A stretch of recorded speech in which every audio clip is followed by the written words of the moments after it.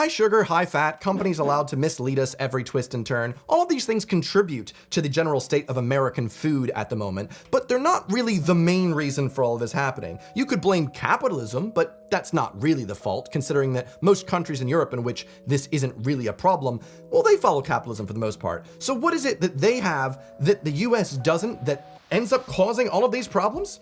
Well, the point was actually pointed out by a comment from Ina Yuli, who says, it's almost like in some countries, health insurance exists. So the government has an interest in the health of the people, and in one, it doesn't.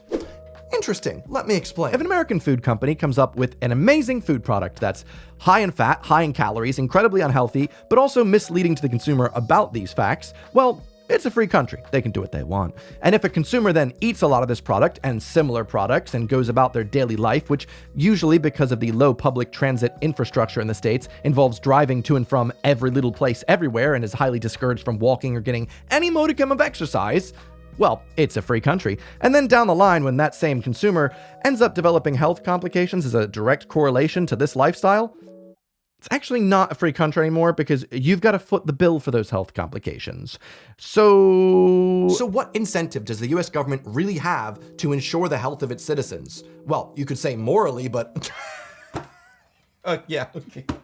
No, but financially in the short term, there really isn't one. In the UK and most other countries with nationalized healthcare, if a citizen ends up developing health complications because of their nutritional deficits, because they didn't learn that much about it, or because companies are telling them that things are healthy when they're actually not and they consume too much of it, everybody has to foot that bill. All citizens have to pay into their national insurance, have to pay taxes to ensure that everybody is healthy. So in fact, if they do not educate citizens on proper nutrition, and if they allow companies to go willy-nilly, egregiously lying and misleading customers about what's in their products, well, that means everyone has to pay more in taxes, and the government is going to have to pay too much to make sure that people are healthy. And so they just have to spend a little bit more making sure that everybody is healthy, and now it's a utopia?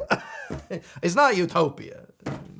I mean, there's the turkey twizzlers. Sometimes after I finish making a video, I still have so much more to learn, and so this is a community video. Thank you, Julie, for the first comment we're talking about today, in which we look at the comments from my video where we looked at the American food that is banned around the world, because you guys had a lot of interesting stuff to say about that. At the end of my video, I ended up talking about how I just want to have this choice at the end of the day to choose the brightly colored snacks if I want. However, Madison Area has brought up that it's an interesting point at the end about right to choose. I don't see how Americans are choosing the unhealthy, sometimes outright poisonous food. It's not like the two versions are next to each other on the shelf. Very good point. At the same price. I would rather be able to trust my food isn't intentionally poisoning me for the sake of profit, that the manufacturer and profit for the health service in the country I live.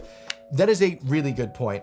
It's one of those things where I'm thinking just that illusion of choice, like, oh, I want to be able to choose the full fat milk, which is, I know, unhealthier, but I don't choose it often, so why not? I want to be able to choose the full Coca-Cola rather than the diet, because I'm not going to do it often, so I want to have that choice. But in both of those situations, you can get skim milk next to the whole milk. You can get a Coca-Cola next to the Diet Coke. But for instance, the M&Ms, which we talked about in another video recently, it's not like you can have a choice in the US to buy the standard brightly colored ones that have a risk of giving your child hives, that have a risk of giving your children hyperactivity disorders, and the European versions which don't have any of that.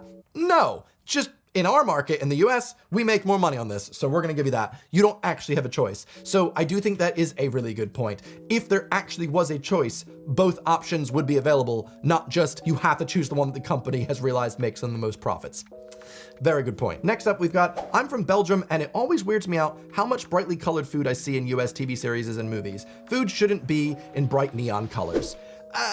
I get you, I understand, but berries are pretty brightly colored, and they're naturally occurring. I don't feel like we need to necessarily say brightly colored things aren't good, though historically it seems that's true. I was born in Latvia. Every morning my mom cooked porridge or an omelet for breakfast. Wow, I had pancakes, or mostly just cereal to be honest, and added fruit or berries. Wow, school lunch was a healthy food too, like mashed potatoes with meat and salad. I mean, Latvia, tallest women in the world, I believe, from Latvia. I was allowed junk food sometimes, like a small snack, not a full meal. And it's so strange to hear that the US junk food is just normal meals at home, and junk food with all these additives just sounds crazy. it is a different culture, okay? We have huge amounts of companies that are able to just make anything that they want, that at the end of the day, their goal is to make profit. So if they can find things that people like that aren't healthy, well, as long as they're addictive. Also, that you sound like you have very, very healthy nutrition and diet. Wow.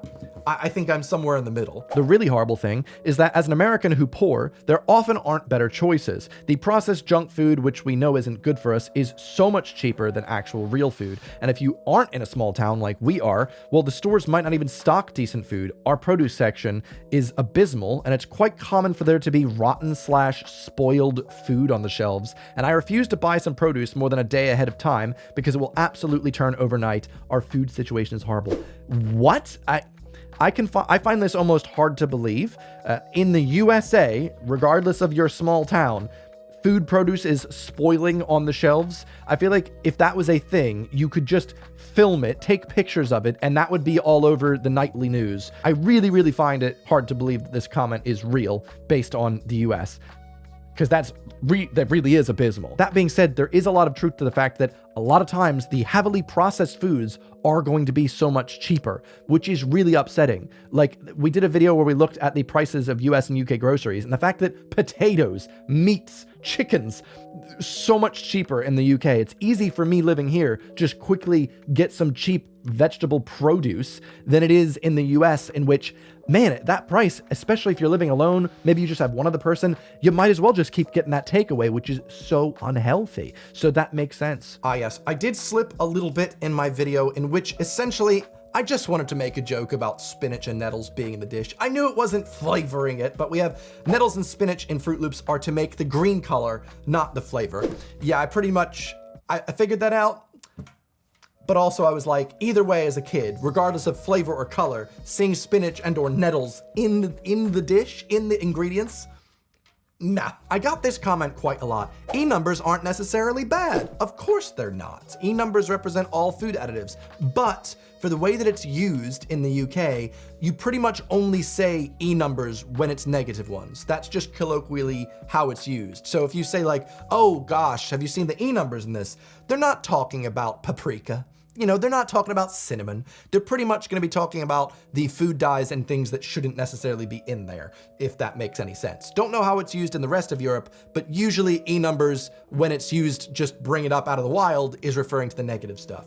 Yeah, and then MDX followed up right here. It says, yeah, but when we mention it, we're referring to bad ones. Pretty much that. Even though the accent still says American, their intricate knowledge of humble dock leaf shows the true Britishness running through your veins. Thank you. I know all of your weird fake facts. On the dyes causing rashes thing, when I was 4, I had a reaction like this to strawberry milk. For years, I thought I was allergic to strawberry milk, or even strawberries, my favorite fruit.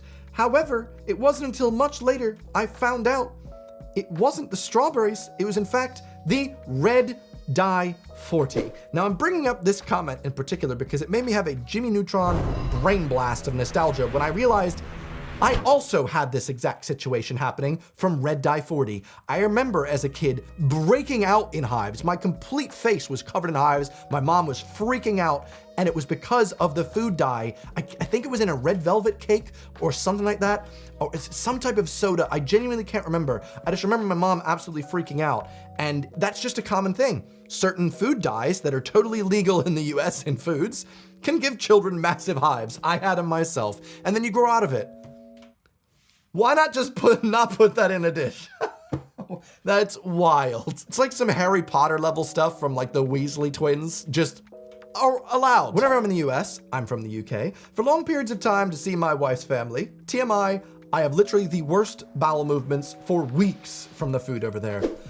Yeah, ain't that true? I went on a road trip in February to LA, and TMI, it took me like 5 days to have one bowel movement. The food there is just so awful. It's not just because I'm choosing to eat awful food. It's just so much more difficult, especially if you don't have a kitchen. If you are like visiting, if you're traveling, you're gonna be eating out at different restaurants. It is so difficult to find things that aren't incredibly unhealthy for you just out and about. So yeah, gut health was absolutely in the dumps. The 80s UK food had those bright colors. I remember custard cream biscuits in bright red, green, and blue. What? This? You guys ate this? Okay? I'm gonna be honest. That looks like it slaps, okay? I want some brightly colored custard creams right now, as they're way better than bourbon creams, however you pronounce it. I will stand true. Also, if you're a 90s kid, don't tell me you didn't absolutely love green and purple Shrek ketchup. Listen, that was a dream as a kid. I want my hot dog to be green with Shreks. Oh God, it was so good though. Shrek, come on my hot dog. I'm sorry, but why do you pour milk through a tiny hole? If you guys didn't see, yes, this looks silly. This isn't normally how I pour milk. Please don't cancel me. I'm so sorry. I'm not normally like this.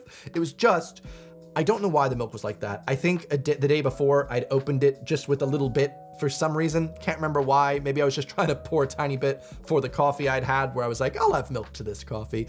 And then as soon as I set up my camera to film, I noticed that the lighting looked absolutely beautiful, perfect. The sunset was coming in and giving me a nice rim on my side. And I was like, I only have about 1 minute to get this shot before it ends. And so I just immediately turned on the camera, started pouring the milk. And a lot of people thought it curdled. I'm sorry. I am someone that likes leaving the little film on the milk, the butter, the yogurt. I'm the guy. I love his cool British accent. I'm sorry? Sorry, what the f you on about, mate? BHT exists. Trans femmes. Slams credit card on the counter. Hold on, did that BVO source say it's unlikely people will drink more than 2 liters of the soda a day? It's extremely likely to drink more than that in a day. Well, I'd say for the sad state of many Americans right now that think 2 liters of soda is acceptable to drink over the course of a day. The FDA is normally pretty good at overshooting the averages. Not really, but they think 2 liters is too much. People buy 2-liter bottles and drink them in a 4-hour period. I mean, I don't know if you've ever seen this, but Americans drink the super big gulp. This is, it's almost like a joke, but it's a real thing you can get at 7-Eleven. And I knew people that would get this every Sunday. Super big gulp full of diet soda, which means it's acceptable. It's literally a half gallon of soda. Yes, definitely crazy that people drink that all the time. And if it's like, don't drink 2 liters or it's dangerous, and people are always drinking this, I just can't believe that's still legal. And lastly, the comment that really honestly blew my mind. Wow, your faith in the FDA is mind-boggling. I would be curious as to how your videos are funded and by whom. Perhaps you work for some big agricultural/governmental lobbying interests. What? This is one of those cases where you really have to be sad about the education of people. Did anyone think that I was pro FDA in that video? The amount of sarcasm. I was so incredibly sarcastic that entire video. I was like, but the FDA says it's fine. The FDA supported by lobbyist money.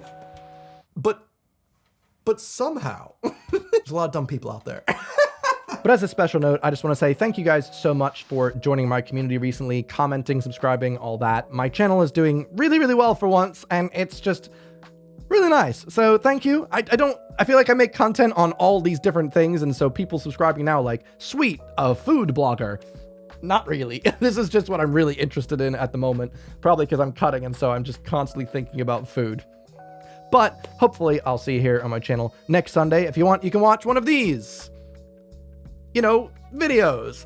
Other than that, I will see you next week. Goodbye.